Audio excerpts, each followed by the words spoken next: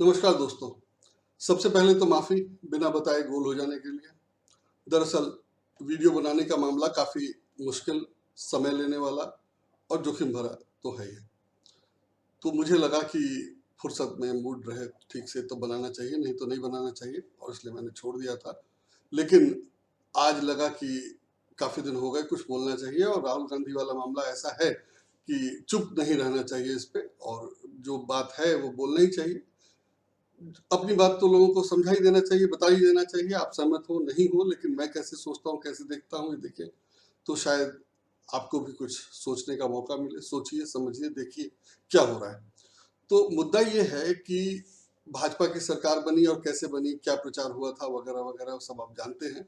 नरेंद्र मोदी सरकार में आ गए, उनको बहुमत मिल गई और वो सरकार चला रहे हैं। ठीक है, बहुमत है, सरकार चला रहे हैं, लेकिन सरकार कैसे चला रहे हैं और वो क्या चाहते हैं, करना क्या चाहते हैं, देश को कहाँ ले जाना चाहते हैं।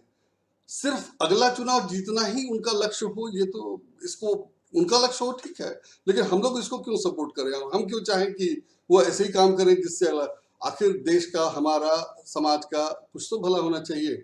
समाज की जो हालत है, सरकारी नियमों से देश की अर्थव्यवस्था की जो हालत है, वो सब आप देख रहे हैं। उसमें कुछ नरेंद्र मोदी जब आए तो उन्होंने कहा कि विपक्ष, कांग्रेस मुक्त सरकार चाहिए, कांग्रेस मुक्त देश कर देंगे, मतलब विपक्ष नहीं चाहिए। और यहीं से शुरू होती है उनकी सोच की गड़बड़ी कि आप जो मर्जी सोचाते हैं, जब आपको बहुमत मिल गया इसका मतलब आप जैसे चाहते हैं वैसे काम करेंगे, जो चाहेंगे वो करेंगे, जो नहीं चाहेंगे वो नहीं करेंगे। ठीक है, मान लीजिए आपको सपोर्ट है और आप लोगों को एतराज नहीं है तो आप वो करते जाए, लेकिन आपने जो किया उससे क्या हुआ, उससे फायदा हुआ, किसको क्या मिला? आपने देश को प्रयोगशाला बनाकर छोड़ दिया और प्रयोगशाला में नुकसान हो रहा है, आप देख रहे हैं, लेकिन आप पे कोई फर्क नहीं पड़ रहा है। आप लगातार वैसे ही काम किए जा रहे हैं। आपने पहले नोटबंदी की, उससे फायदा होने वाला था, मास्टर स्ट्रोक था, वटेवर जो कुछ भी आपने कहा, क्या हुआ? कुछ नहीं हुआ। जीएसटी लागू की, जबरदस्ती की और बिना किसी तैयारी की, किसी की बात नहीं सुनी, क्या हुआ? उसके बाद अब आप कृषि विधेयक लेके आए हैं, उसका भी वही हाल है, लेकिन चलिए मैं उस पर कुछ नहीं बात करता।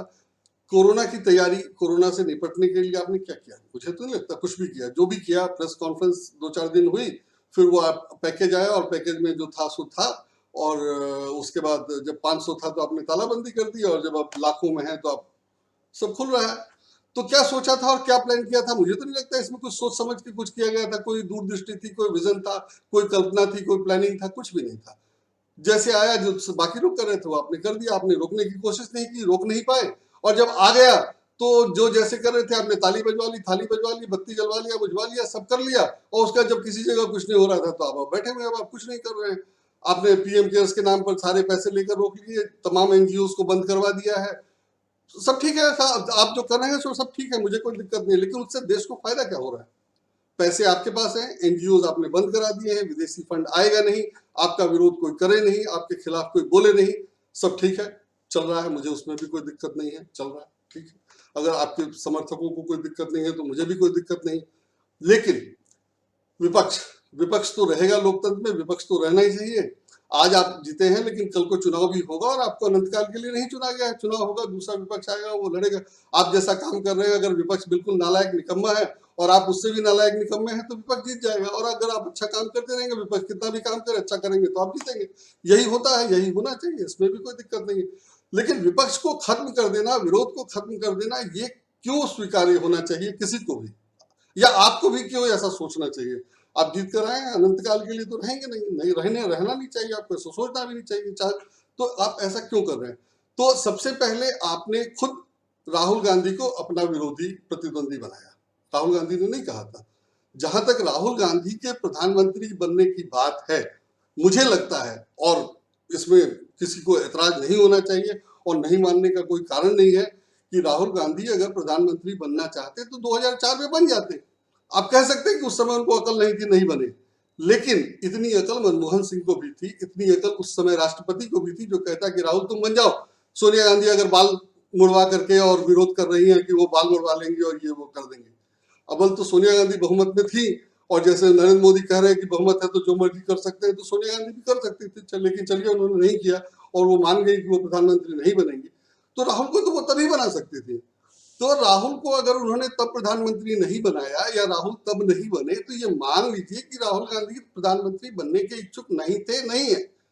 अब आप उनको किसी भी तरह बदनाम करके, किसी भी तरह पप्पू घोषित करके अपने लक्ष्य में कामयाब नहीं हो सकते। आप चुनाव इसीलिए जीत गए कि आपने जो कहा उसको काउंटर नहीं किया गया। अभी भी आप जो कह रहे हैं उसको काउंटर नहीं किया जाता, आप जो कर रहे हैं उसको काउंटर नहीं किया जाता है। राहुल गांधी, मुझे किसी को नहीं लगता कि राहुल गांधी विपक्ष के नेता की भूमिका निभा रहे हैं और जैसे आपको जवाब दिया जाना चाहिए वैसे कोई जवाब दे रहे हैं। लेकिन राहुल गांधी अगर प्रतिक्रिया ना करें, कहीं जाए नहीं, कुछ करे नहीं, घर में बैठे रहे, विदेश चले जाए, तो दिक्कत सबसे ज्यादा आपके भक्तों को होती है। राहुल गांधी कहाँ, राहुल गांधी कहाँ? अरे राहुल गांधी को क्या करना है? राहुल गांधी सरकार में नहीं है, राहुल गांधी को कुछ करना नहीं। आप तो अपने मंत्री से सलाह नहीं लेते, विपक्ष की क्या सलाह लेंगे? तो राहुल गांधी को तो कुछ करना नहीं है। तो राहुल गांधी अगर विदेश चला गया तो भक्त क्यों परेशान होते हैं? ठीक है, भक्त हैं, उनको कोई काम ही नहीं है तो परेशान होते हैं, मुझे उसमें भी कोई दिक्कत नहीं है। लेकिन राहुल गांधी को राजकुमार आपने कहा था, और राजकुमार को घर से निकलना चाहिए, विरोध करना चाहिए, सड़क पर उतरना चाहिए, ये आपके सभी समर्थकों सबकी इच्छा है। तो कल ही मैंने एक वीडियो क्लिप देखा, न्यूज तो टीवी पर मैं देखता नहीं हूँ, कल वीडियो क्लिप देखा, उसमें आपके बीजेपी की एक प्रवक्ता कह रहे थे कि राहुल गांधी हाथरस पहले क्यों नहीं गए? पहले नहीं गए थे तो आज वो जा रहे थे, तो आज आपने जाने नहीं दिया। जाने नहीं दिया इसमें भी कोई बड़ी बात नहीं है, लेकिन उनके साथ सिपाही बदतमीजी करे, राहुल गांधी आम नेता नहीं है। मैं मान लेता, मेरे हिसाब मुझे कोई दिक्कत नहीं है, राहुल गांधी आम नेता की तरह, आप उनसे आम नेता की तरह व्यवहार करें, मुझे कोई दिक्कत नहीं है। लेकिन उनको राजकुमार आप कहते हैं, आप कहते हैं कि वो सड़क पे आना चाहिए और विरोध करना चाहिए, और जब वो सड़क पे निकलते हैं तो आपकी पुलिस जैसी है, सिपाही आजकल जैसे हैं, अव्वल तो सिपाहियों को दिमाग ठीक करने के लिए, सिपाहियों के सुविधाओं के लिए अलग काम होना चाहिए, जो आपका एजेंडा में ही नहीं है। सिपाहियों को जो सुविधाएं मिलती हैं, जो उनकी जो स्थिति है, वेतन भत्ता और उनके काम की स्थितियां, वो सबके लिए काम होना चाहिए। और अगर वो कुंठा में पीट देते हैं लोगों को, इसीलिए पीट देते हैं कि उनको उनकी जो हालत है, हालांकि वो अलग विषय है, लेकिन आपके एजेंडा में वो है ही नहीं। लेकिन ये कैसे हो सकता है कि राहुल गांधी जो राजकुमार है, जिसको आप कहते हैं कि विरोध नहीं कर रहे हैं, आप या आपके समर्थक या आपके लोग कहते हैं कि निकल के विरोध करना, मुझे नहीं लगता कि जरूरत है विरोध करने की। और विरोध करने से आपके यहाँ कोई सुनता है? विरोध करने का कोई मतलब ही नहीं। विरोध करने का मतलब लाठी खाना या जेल में बंद होना ही है। तो राहुल गांधी को क्यों ऐसा करना चाहिए जब वो राजकुमार है?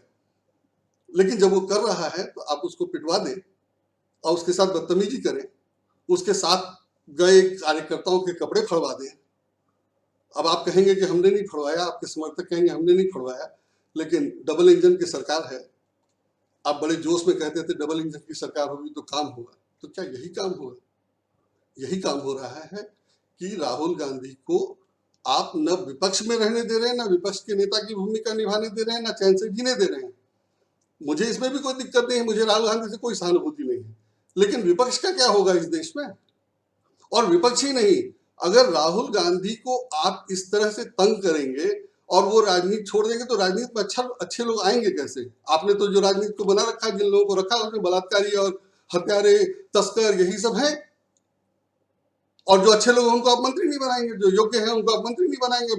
मैंने मुझे लिस्ट देने की जरूरत नहीं है, और जिनको आपने मंत्री बनाए वो आप जानते हैं किनको बनाए और किस लिए बनाए, वो भी दिख रहा है, किसी को बताने की जरूरत नहीं।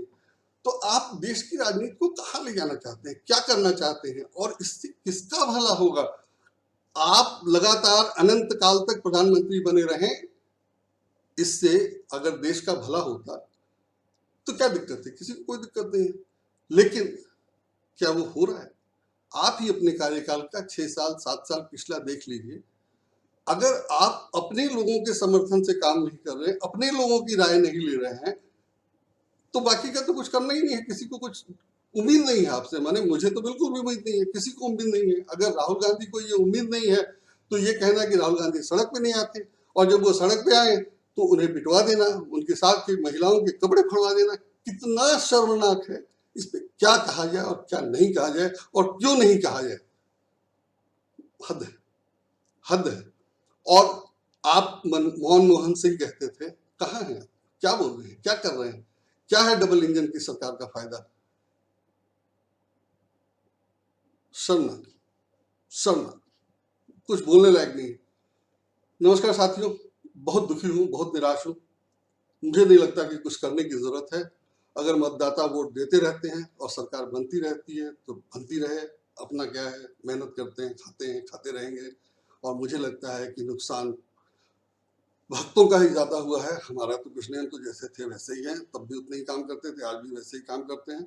समय मिलता है तो इस तरह के वीडियो बना लेते हैं, कुछ लिख लेता हूँ, लिखता रहूँगा और अपने कामों में कोई ऐसा असर नहीं है, सब पहले से फुल प्रूफ्ड है, कोई दिक्कत नहीं है। लेकिन ऐसे कब तक चलेगा? और सबसे बड़ी समस्या ये है कि जनता कब समझेगी? चलिए, लंबा हो गया, फिर अगली बार मिलते हैं, फिर कुछ और बात करते हैं। शुक्रिया।